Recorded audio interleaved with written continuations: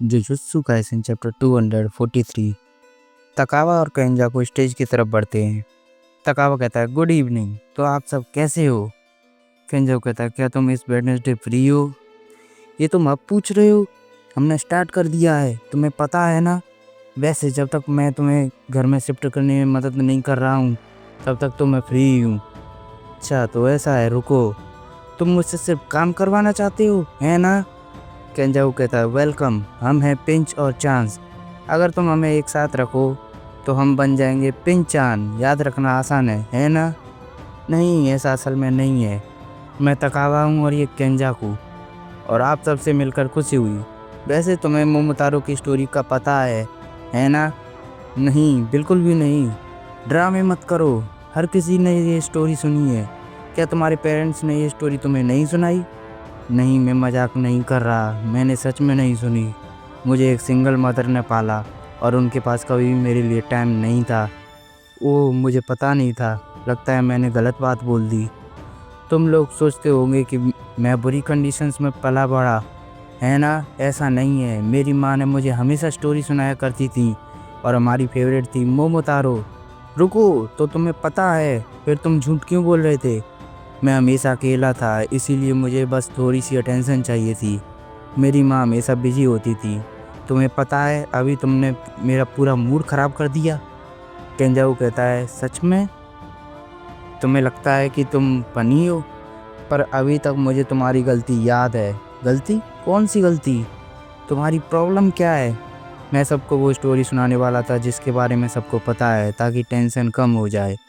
केंजाकू कहता है फिर तो मुझे माफ़ कर दो कि मुझे इसके बारे में नहीं पता था। बस ये वही स्टोरी है जिसमें वो बच्चा एक कुत्ते और एक बंदर और एक फिजेंट नाम के पक्षी के साथ दोस्ती करना चाहता है। नहीं नहीं नहीं, ये तो शुरुआत में नहीं है। फिर तो मुझे स्टोरी के बारे में पता ही नहीं। वैसे तुम्हें क्या लगता है, क्या वो मोमोतारो किसी बूढ़े कपल का बच्चा था? मेरे ख्याल से उन्होंने वो जादुई फ्रूट खा लिया होगा जिससे वो वापस जवान हो गए। तकावा कहता है ये एकदम से कहाँ से आ गया? वैसे ये पॉसिबल लगता है। केंजाकू कहता है मैं वैसे इतना बड़ा गधा हूँ, तो मैं जा रहा हूँ, ठीक है? लगता है अब मोमोतारो की तरह मुझे भी डीमंस को मारना चाहिए। आपसे बाद में मिलता हूँ ग्रैंड माँ, और अगली बार कोई स्किट करें तो मुझे बता देना। तकावा कहता है मोमोतारो रुको, इन डम्पलिंग्स को भी अपने साथ ले जाओ। नहीं, मुझे उनकी ज़रूरत नहीं है। मैं वो नहीं खाता जिसे और लोग टच करें। बातें बंद करो और इसे ले जाओ। ओह, वैसे ये डम्पलिंग्स काफ़ी अच्छे लग रहे हैं। ज़रूर किसी ऐसे ने बनाया होगा जिसके पास काफ़ी खाली टाइम था। वैसे मैं खुश हूँ कि मुझे तुम्हारा चेहरा नहीं देखना पड़ेगा। तुम सबसे बुरे हो मोमोतारो। ठीक है, अच्छी ज़िंदगी जीना। लगता है वो बच्चा दिल का साफ है, बस उसकी ज़ुबान गंदी है। जब ही केंजाकू कहता है ओह, ये तो एक गोल्डन रिट्रीवर है। तकावा कहता है ये तुम कैसी बात कर रहे हो? कम से कम किसी जापानीज डॉग का नाम लो, या फिर कोई शिवानी या फिर कुछ ऐसा ही। वैसे तुम्हें पता है कि ये टेस्ट है, अगर इसने कोई अवार्ड जीता है, बिल्कुल उन्हीं फ्राइड चिकन जॉइंट्स की तरह जो कि हमेशा जीतते रहते हैं। ऐसे रेस्टोरेंट को ढूंढना काफ़ी मुश्किल है जिसमें ये नहीं मिलते। वैसे क्या कुत्ते को डंपलिंग खिलाना सेफ है? तकावा कहता है अच्छा, तो तुम अब रियलिटी के बारे में सोच रही हो? हाँ, हमें ऐसे ये नहीं खिलाना चाहिए। क्या पता है इसमें अनियन हो। हाँ ठीक है, वैसे भी हमें नहीं पता कि अनियन कुत्तों के लिए पॉइजनस होते हैं या फिर नहीं। ओह, वैसे मुझे एक कॉल आ रही है। तकावा कहता है तुम वापस रियलिस्टिक हो रहे हो, इससे वर्ड बिल्डिंग अच्छे से नहीं होती। क्या? केंजाकू कहता है ओह हाँ, गोल्डन, अच्छा तो एक लैब्राडोर है। तकावा कहता है तुम उसके ओनर के साथ इतने अच्छे से बात क्यों कर रहे हो?